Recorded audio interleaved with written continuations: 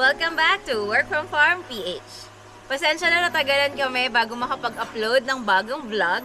Pero kung gusto niyang subaybayan ang updates namin, pwede niyo kaming i-follow sa aming Facebook at TikTok kung saan nag-update kami regularly tungkol sa aming farm, dito sa ating kalamansi at sa ating puguan.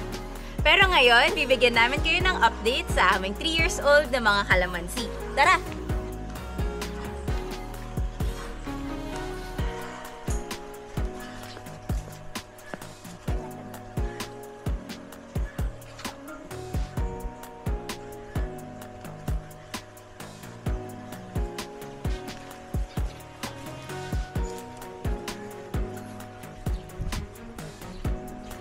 So kung nakikita nyo, sobrang daming bulaklak. Halos lahat ng puno na namumulaklak talaga at sobrang dami nila.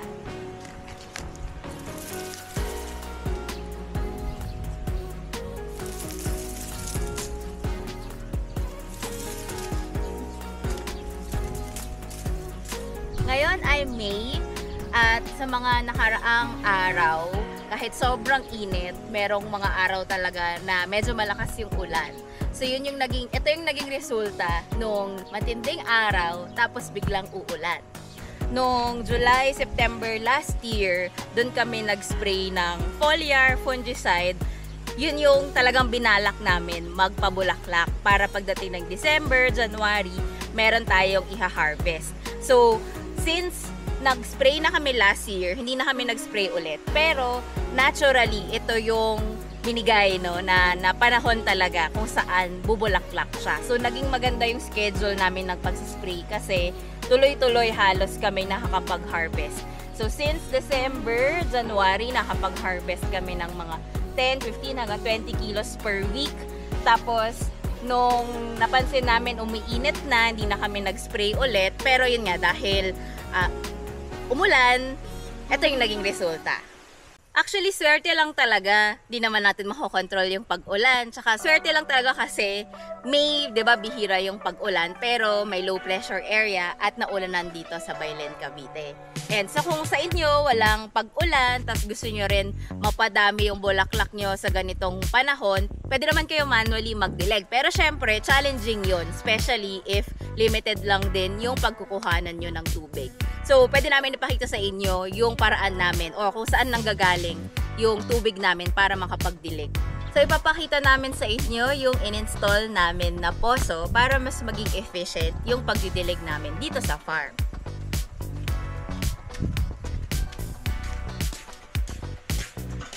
Yan. So, ito yung poso na i-on ko ngayon. No? So, ito ay electric o kuryente na yung ginagamit dito para hindi na manual yung pagpoposo natin.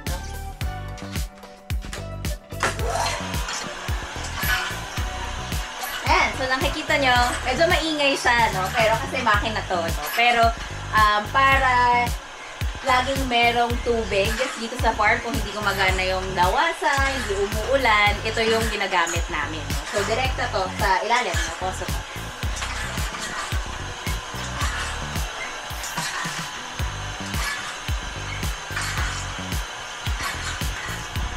Yan. Pero kung syempre, dati manual kaming nagbobomba, pwede nyo rin gawin yun para may exercise kayo. Pero kung ganito kalaki yung papadiligan nyo, kailangan nyo talaga ng mas efficient na system, katulad nito.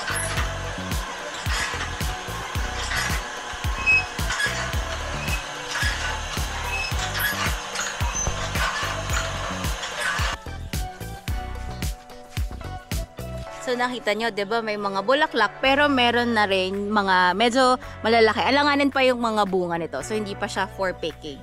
Pero ito yung mga last batch nung mga na-sprayan namin dati. So habang lumalaki ang mga to, pumutok pa rin yung bunga. So as you can see, tuloy-tuloy yung pwede naming ma-harvest, no? Since November, December, January, February. Tapos itong next batch natin, may sila bumunga. So most likely, ma-harvest to around July. So kung nakikita nyo din, napansin din namin na medyo nag-yellow yung mga dahon. Kasi usually sa ganitong panahon nagbabago siya ng dahon eh. Pero ngayon, para masuportahan namin yung mga bunga na lumalaki, para din magtuloy-tuloy yung mga bulaklak natin, maging bunga sila, makapag-harvest tayo ng maramihan, magpo-fertilizer tayo mamaya para suportahan tong puno, no? Para masustain niya yung dahon, yung bunga, tsaka yung mga bulaklak. Yung may mga bulaklak lang mo yung nagisang ko, para hindi sayang. Para maprotektahan. Ayun, bigla ngang umulan, pero magpo-fertilizer pa rin tayo ngayon. Actually, mas okay na umulan kasi basa yung lupa, so madaling matutunaw yung fertilizer natin.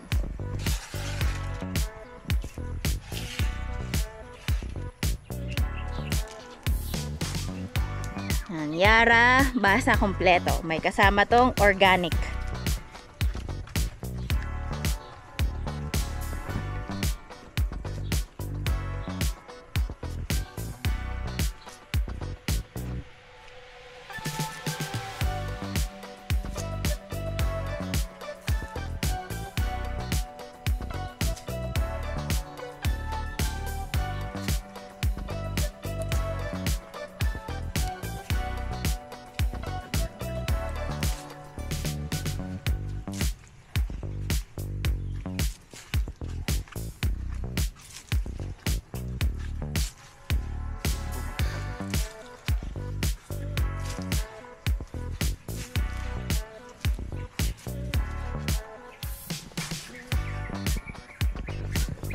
Ayun, tatapusin na namin yung pag-fertilizer. Pero kung gusto nyo pa ng mas maraming update tungkol dito sa mga kalamansi o kaya yung mga tinatanim namin sa farm o kaya dun sa quail farm natin o yung puguan, pwede nyo kaming subaybayan dito sa YouTube at Work From Farm PH. At syempre, ang ating TikTok, Facebook, Instagram ay regularly updated din. At pwede kayong magtanong doon, mag-comment sa aming mga videos. Kaya sa susunod ulit, subaybayan nyo yung next video namin. Bye-bye!